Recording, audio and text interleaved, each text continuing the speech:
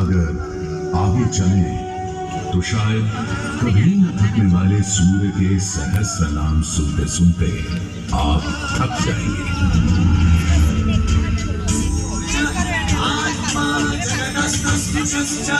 हमारी सभ्यता के सबसे पुराने और आधारभूत ग्रंथ ऋग्वेद के पहले मंडल में सूर्य का बखान करती है ऋचाएं, और सूर्य से मिली अग्नि से ही शुरू होती है ऋग्वेद की पहली ऋचा अग्नि, जो सूर्य के प्रकाश और ऊष्मा में थी।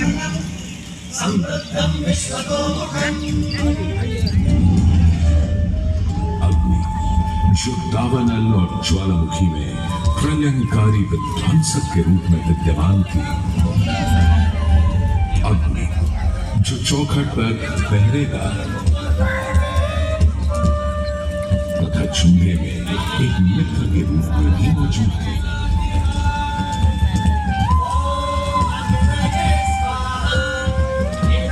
तभी तो भारत ही नहीं, पुरातन मिस्र में रा, दक्षिण अमेरिका में इंती, अफ्रीका में लीजा, फारस में अगी, चीन में झुरान, जापान में कागुत्सूची और खोजिन, तुर्की में अलाज, यूनान में हेफेस्टोस हेलिकोस और रोमनों में वाल्कैन और फीबस जैसे पौराणिक अग्नि स्वरूप देवों की कल्पना विद्यमान है।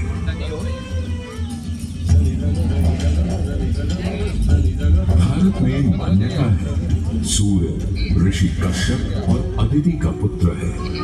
कहते हैं जब सूर्य की शादी विश्वकर्मा की पुत्री संजना से हुई तो संजना उसकी चमक से इतनी परेशान हो गई कि पिता विश्वकर्मा को छाया का निर्माण करना पड़ा, और तभी से चल रहा है सूरज की रोशनी के साथ धूप छाव का खेल। उन्होंने सूर्य के कुछ टुकड़े काटकर उसी से काट दिए थे भगवान विष्णु का चक्र, शिव का त्रिशूल, कुबेर की गदा और कार्तिकेय का भाला। इतना होने के बाद भी सूर्य बिना रुके अपने 7 श्वेत अश्वों के रथ पर आरूढ़ आकाश की परिक्रमा करता ही रहता है, करता ही रहता है। असल में हमारे मानव बनते और 2 पैरों पर खड़े होते ही हम समझ गए थे सूर्य का प्रचंड प्रताप और प्रकाश, उसकी जीवनदायिनी शक्ति। हर पल बदलते संसार में, हर रात घटते बढ़ते चांद वाले आकाश में केवल एक सूर्य ही है जो हर रोज सही समय पर उदय होकर हमारी दुनिया को जगमग, जागृत और जीवित कर देता है, और हमें एक अवश्यम भावी स्थायित्व का आभास देता है।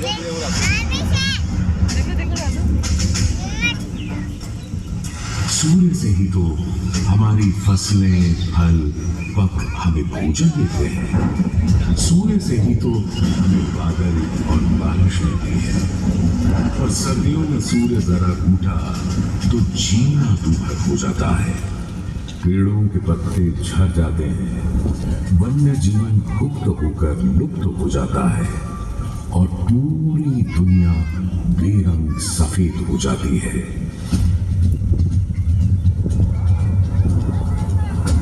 सूर्य ही तो सारे संसार को ऊष्मा, ऊर्जा और ओज से ओतप्रोत करता है। इसीलिए तो ऋग्वेद में कहा है, कांतिमय ईश जनों का मुख प्रकट हुआ है सूर्योदय के साथ।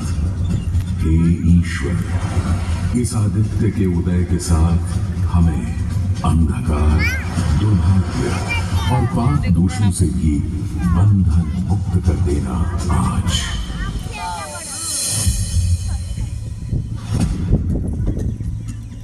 और अगर ग्रहण के समय सूर्य कुछ क्षणों को लुप्त हो जाए तो सारे संसार में हाहाकार मच जाता है।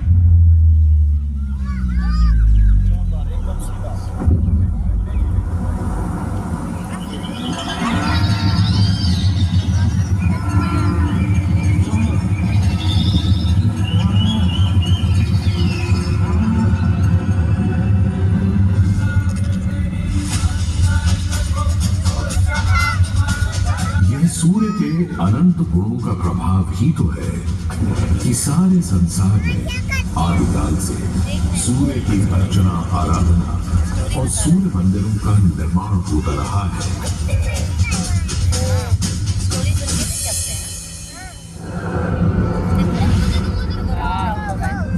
दक्षिण अमेरिका के इंका काल के सूर्योपासना स्तूप, मिस्र के रामसेस मंदिर परिसर में स्थित सूर्य मंदिर, रोम और यूनान, चीन और जापान, मेसोपोटामिया और ईरान के सूर्य मंदिर और भी दुनिया भर में न जाने कितनी सभ्यताओं ने अपनी अपनी तरह की सूर्य उपासना और मंदिर परिसर देखे हैं।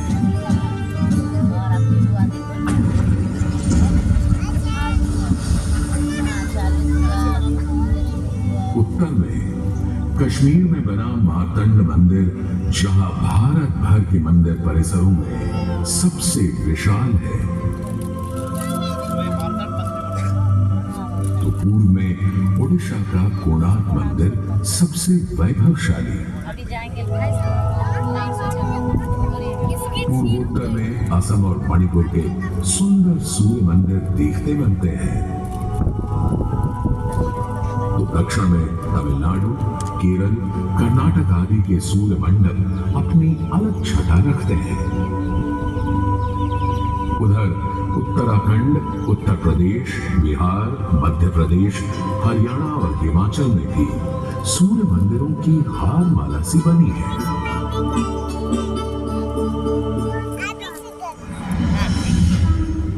किंतु यदि मैं कहूं कि देश के पश्चिम में, अपने गर्वी गुजरात में, अपने इस मोढेरा में सदियों से स्थित आपके सामने खड़ा यह सूर्य मंदिर संसार का सबसे विलक्षण, विचित्र, वैविध्यपूर्ण, सुंदर, सुरूप, सुघड़ और सुघर मंदिर है, यह अतिशयोक्ति नहीं होगी।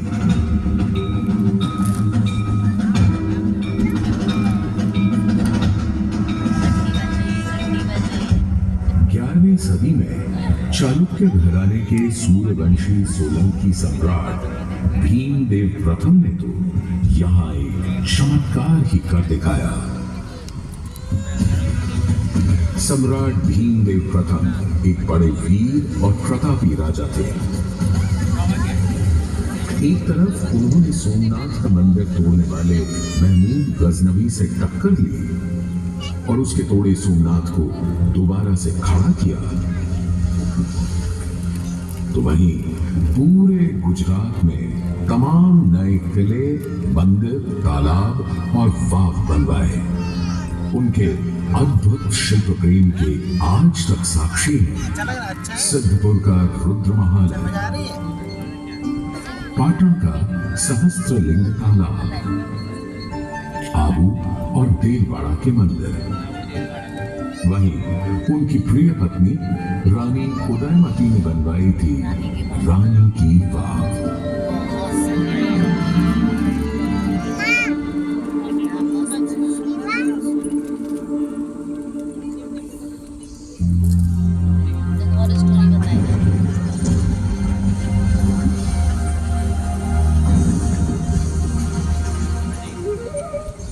किंतु इन सारे स्थापत्य और शिल्प के नमूनों से कहीं ऊपर था राजा भीमदेव का पुष्पावती नदी के किनारे सन 1026-27 में करवाया इस सूर्य मंदिर का निर्माण।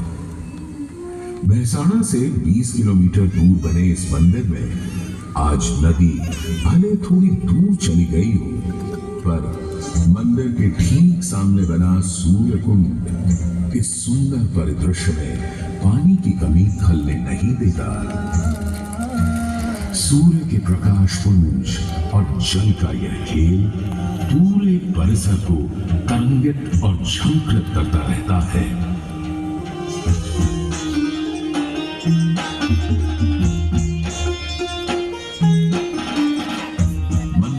ठीक सामने बने विशाल कुंड में 108 छोटे बड़े मंदिर और उनमें रखी विविध देवी देवताओं की मूर्तियां इस मंदिर को एक अलग खास चरित्र दे देती हैं। इसका एक और नाम है रामकुंड, और क्यों ना हो, जबकि यहाँ विस्तृत धर्मारण्य वन क्षेत्र में ही श्री राम ने मोढेरक का निर्माण करवाया था। इस कुंड के पानी में मंदिर इस तरह प्रतिबिंबित होता है कि लगता है मानो अग्नि और जल घुल मिल कर कोई खेल खेल।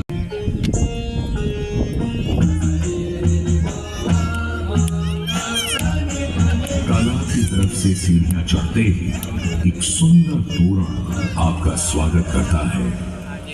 तोरण से होते हुए जैसे ही आप मंदिर के पास पहुंचते हैं, एक नया संसार सामने आ खड़ा होता है।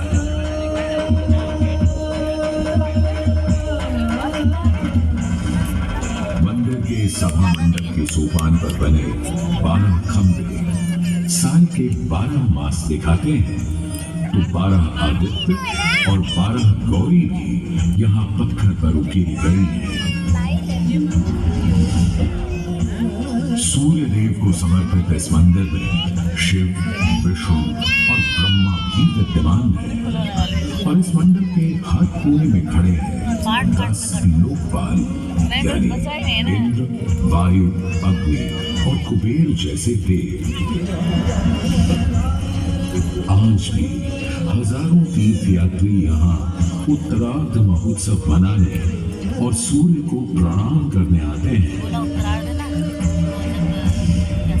इस हेरिटेज साइट पर हजारों देशी विदेशी सैलानी भारत के इस विलक्षण सूर्य मंदिर को देखने, समझने, इसकी वैज्ञानिक पहेलियों को बूझने चले आए।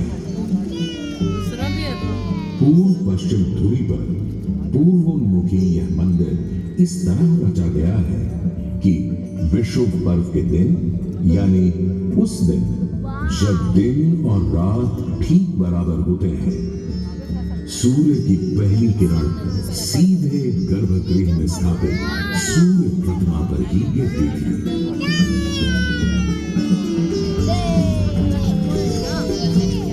आज हमने सूर्य की कृपा को एक अलग तरह से भी बटोरना, सहेजना और संभालना शुरू कर दिया है, सोलर पावर या सौर ऊर्जा के रूप में।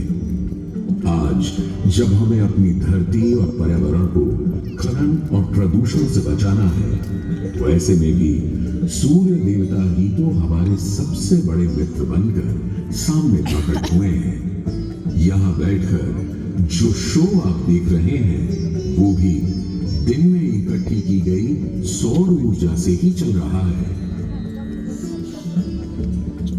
और क्यों ना हो, जब हमारा भारत दुनिया का चौथा सबसे बड़ा सौर ऊर्जा बनाने वाला राष्ट्र बन गया है।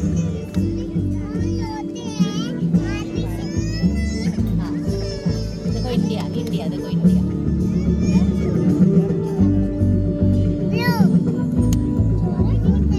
आज भले ही इस मंदिर से सूर्य की मूर्ति हट गई हो, पर सूर्य ने अपनी कृपा दृष्टि कभी हमारे संसार से नहीं हटाई। हम तो बस मोढेरा के सूर्य मंदिर में फिर आए हैं